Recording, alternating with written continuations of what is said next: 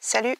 Aujourd'hui, j'aimerais vous faire une vidéo sur le projet que j'essaie de mettre en place actuellement. Dans mes vidéos ou même dans la vie en général, je parle beaucoup de micro-fermes, d'élevage, de potager et de résilience. Il faut savoir que derrière tout ça, il y a un projet avec un but et un objectif bien réel. De nos jours, on entend beaucoup parler de crise financière, de guerre, d'épidémie, de virus. Donc sans pour autant aller dans l'extrême survivalisme, dans l'angoisse permanente d'une apocalypse ou de refaire un scénario à la Walking Dead, je pense qu'il devient important de trouver des solutions alternatives à notre mode de vie dès maintenant. Si un jour il y a une rupture de la vie normale, de la vie comme nous la connaissons aujourd'hui, il est important de pouvoir y faire face. Si on réfléchit, cette situation, nous l'avons déjà vécue il y a 2 ans avec le confinement.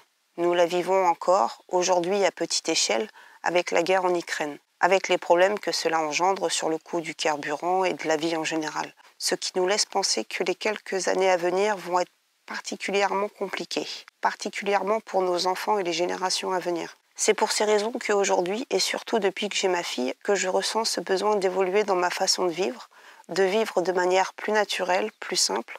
Je me force à consommer moins et j'essaye de faire de plus en plus de choses par moi-même. Le mot qui me vient à l'esprit et qui résume un peu tout ça, c'est le mot résilience. La résilience, de la façon où je l'entends, c'est la capacité à s'adapter, à trouver des solutions alternatives viables à long terme. Savoir se débrouiller en cas de problème, tout en maintenant un cadre de vie confortable et en vivant normalement. Ce que je recherche, c'est avoir un plan B en cas de problème, même ponctuel. Aujourd'hui, par exemple, j'ai un chauffage au bois qui me permet d'être résiliente sur plusieurs points. Nous faisons notre bois seul avec Clément, donc avec la tronçonneuse, c'est sûr, mais c'est faisable avec une hache si un jour on n'avait plus le choix. Ça resterait dur, mais c'est possible. Grâce à mon poêle à bois, je peux faire chauffer de l'eau ou faire chauffer à manger. J'ai une plaque en fonte sur le dessus qui me permet de mettre un faitout avec de l'eau à chauffer pour me laver à l'eau chaude par exemple, ou pour me préparer à manger. Donc l'idée, c'est de développer des alternatives dans le même style pour continuer à vivre bien. Et si un jour la vie change de manière brutale, nous serons capables de gérer. Quand je parle de choix, je pense surtout à ma fille qui a 5 ans actuellement. J'aimerais qu'elle ait le choix d'ici 20 ans, le choix entre l'autonomie ou une vie normale. Donc une vie normale avec un travail, un patron, une routine. La vie un petit peu comme la plupart des gens. Pour mon mari et moi, ce choix, nous ne l'avons plus. Nous avons un crédit maison, voiture, des factures comme tout le monde. Changer de vie prend du temps, demande de l'argent.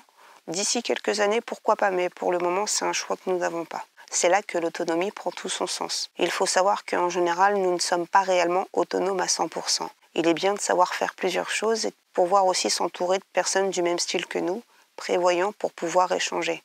On ne peut pas être parfait partout et en général, l'union fait la force. Avant de penser à acheter des panneaux solaires ou toute autre installation pour être autonome en eau, le moins coûteux et le plus abordable, c'était de faire un potager.